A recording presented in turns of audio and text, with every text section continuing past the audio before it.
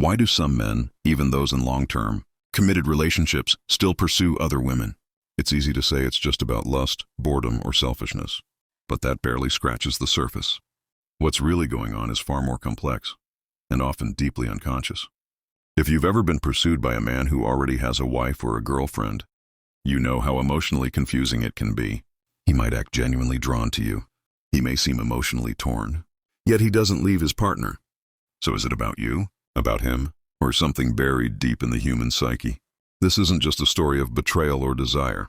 It's about the unconscious mind, a realm Carl Jung spent his life trying to understand.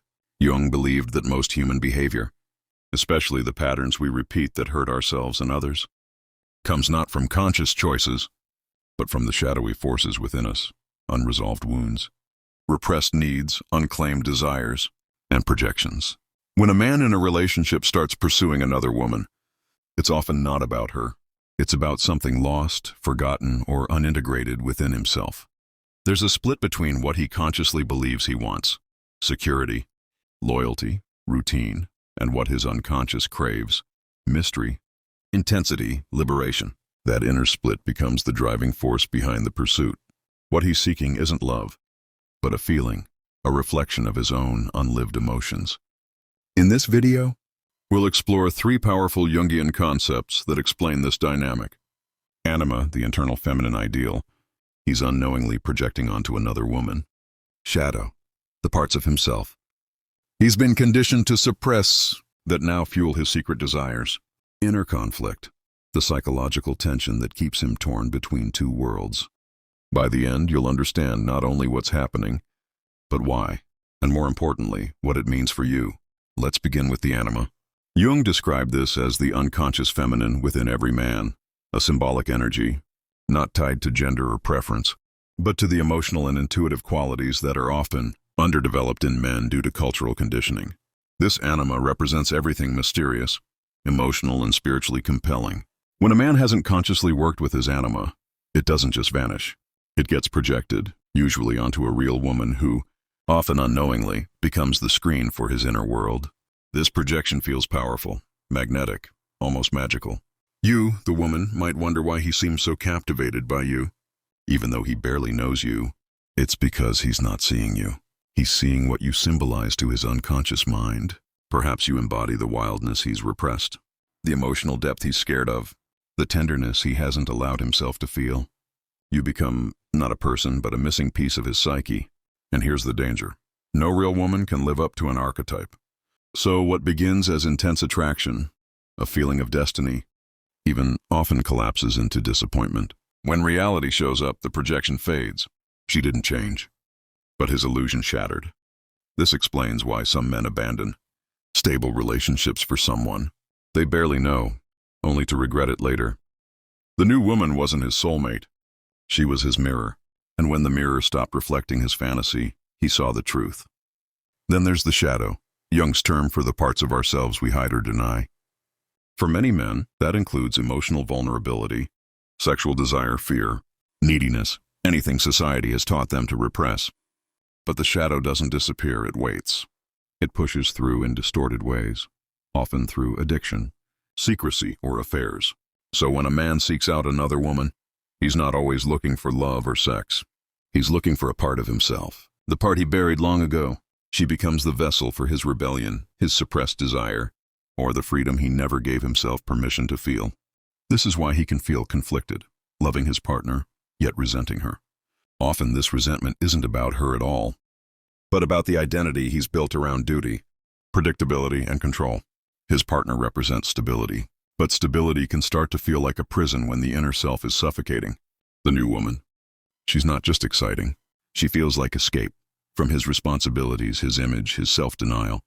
But again, it's not really about her. It's about him, avoiding the discomfort of looking inward. And this avoidance creates a cycle. He seeks relief in new experiences instead of doing the inner work to integrate his desires and values. Which brings us to the 3rd concept, psychological fragmentation. Many men who pursue relationships outside their commitments are not just unfaithful. They are split. They compartmentalize.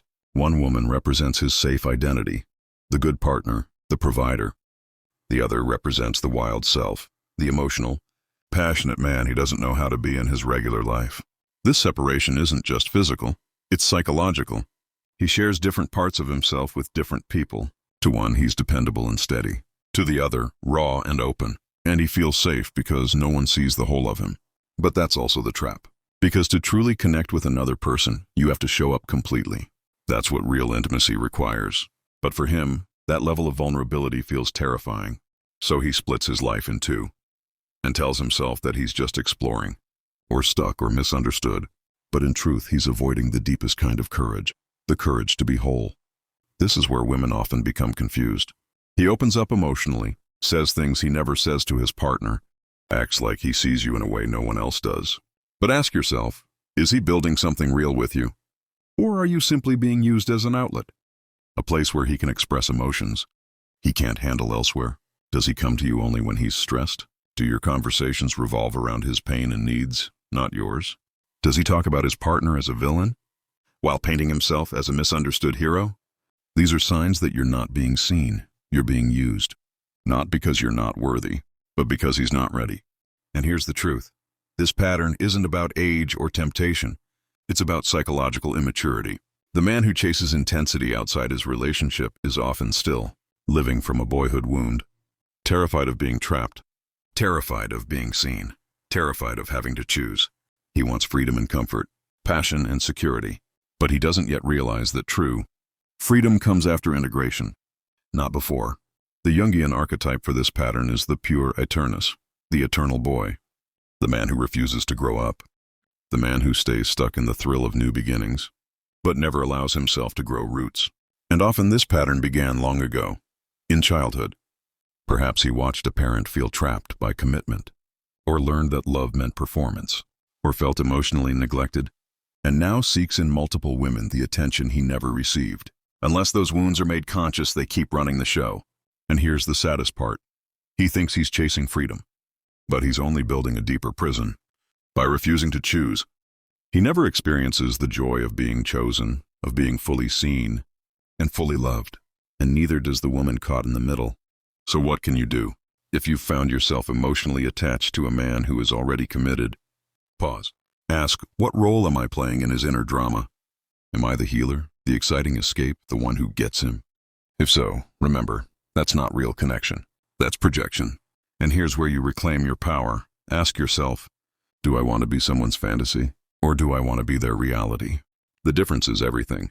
Real love means someone sees you, fully, with your own needs, complexities, boundaries, not just as an escape hatch, not just as the antidote to his boredom or emotional repression. If he paints his partner as the villain and himself as the victim, without taking ownership, that's not vulnerability, that's avoidance.